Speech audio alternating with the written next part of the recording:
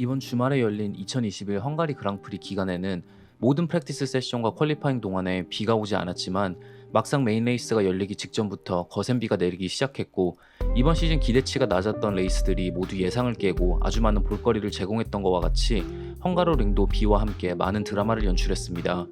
이 아수라장을 뚫고 레이스 우승을 차지한 건 그 누구도 예상하지 못했던 알핀의 에스타반 오콘이었습니다. 오콘은 1983년 알랭 프로스트 이후 처음으로 프랑스 팀에서 프랑스 컨스트럭터의 엔진으로 그랑프리를 우승한 프랑스인 드라이버가 되는 쾌거를 이뤄냈습니다. 오늘은 전체적인 레이스 리뷰가 아닌 흥미로웠던 뒷이야기들을 바탕으로 영상을 만들어봤습니다. 레이스 시작 전부터 거세진 비로 인해서 많은 전문가들은 이번 주말 내내 웻 컨디션에서 드라이버들이 연습할 기회가 없었고, 더군다나 레이스를 위해서 연료를 더 많이 주유해 차의 무게가 올라간 상황에서 브레이킹 포인트를 잡는 것을 고생할 것이라는 예상을 했습니다. 그리고 스타팅 그리드로부터 610m의 긴 스트레이트 이후 시작되는 하드 브레이킹 구간인 1번 코너는 레이스 시작부터 엄청난 혼전을 만들어냈습니다. 6번 그리드에서 출발한 맥라렌의 랜도 노리스가 매우 뛰어난 스타트를 끊으면서 메르세데스의 발테리 보타스의 오른쪽으로 파고들며 추월했고, 보타스는 1번 코너 진입 도중 브레이크를 락업하면서 노리스와 충돌하고 말았습니다. 그리고 노리스는 그 충격의 여파로 1번 코너에서 바깥쪽을 돌고 있던 레드불의 맥스 베르스타펜과 충돌했고, 보타스는 또 다른 레드불 드라이버인 세르지오 페레즈와 충돌했습니다. 이 사고에 대해 보타스는 물론 이건 나의 잘못이다. 내가 뒤에서 따라가고 있었고 브레이크를 더 빨리 밟았어야 했다. 하지만 내가 브레이킹 존 예측을 잘못했고 이런 웻 컨디션에서 올바른 상황 판단을 하는 것은 쉽지 않다. 브레이크를 밟기 시작하는 순간부터 휠을 락업했고 랜도와 부딪히면서 난장판을 만들어버렸다. 내가 판단을 잘못했고 내 실수였다 라는 말을 남겼습니다. 이 사고로 인해 노리스와 페레즈는 리타이어했고 베르스타펜은 꽤 큰 데미지를 입은 채 레이스로 복귀해야 했습니다. 이 사고에 대해 노리스는 우리가 F1에서 달리는 데에는 다 이유가 있다. 우린 뛰어난 드라이버들이고 이런 웻 컨디션에서의 첫 바퀴에서 어디서 브레이킹을 시작해야 하는지 정도는 다 알아야 한다. 하지만 몇몇 드라이버들은 완전히 브레이킹 존을 잘못 판단했다. 특히 그리드의 앞에서 싸우는 드라이버들과 레이스를 할 때는 조금 더 높은 수준의 레이스를 펼칠 수 있을 거라 기대하지만 그러지 못했다는 게 짜증난다 라는 인터뷰를 했습니다. 페레즈는 너무 아쉽다. 난 이미 3등까지 치고 올라왔고 노리스보다 브레이킹을 늦게 했고 완전히 추월했다 생각했지만 보타스가 큰 실수를 했고 우리의 레이스를 망쳐버렸다.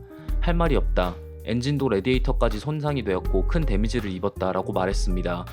이번 레이스 시작 직전 베르스타펜은 실버스톤에서 사고가 났을 당시 사용했던 엔진의 엔진 블락에 금이 간 것을 확인했고 이번 시즌 사용이 허가된 세 번째이자 마지막 엔진으로 급하게 교체해야 했습니다.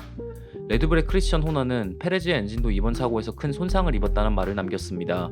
조금 더 자세히 조사해봐야 알겠지만 지금으로선 이 엔진은 다시 사용할 수가 없을 것 같다. 혼다 입장에서도 매우 짜증나는 일이다.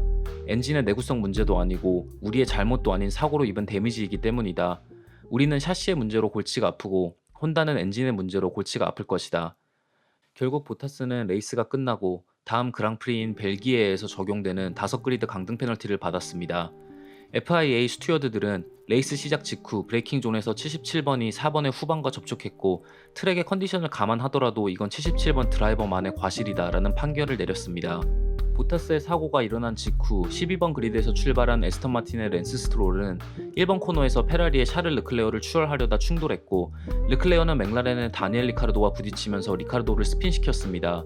스트롤과 르클레어 둘 다 리타이어 해야 했고 르클레어는 자신의 트위터에 이건 볼링이나 다름없어 라는 트윗으로 자신의 불운과 짜증을 표출했습니다. 1번 코너에서의 난전으로 인해 레이스는 레드플래그 상태로 넘어갔고 레드플래그가 끝나면서 이어진 포메이션 랩 도중 대부분의 드라이버들은 이미 트랙이 완전히 드라이 컨디션으로 넘어갔다는 판단을 했습니다.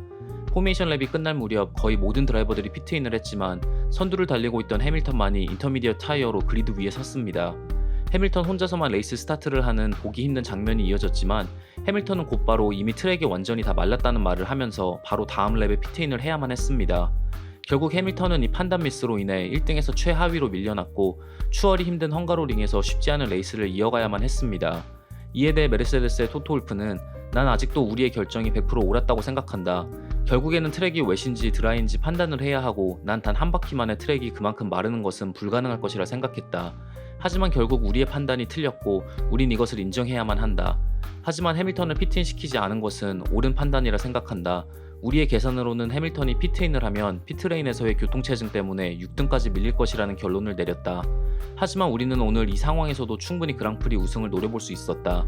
우린 알론소에게 막혀서 많은 타임을 잃었고 오콘은 그 덕에 오늘 그랑프리에서 우승할 수 있었다. 그리고 그건 아주 좋은 일이다 라는 인터뷰를 했습니다.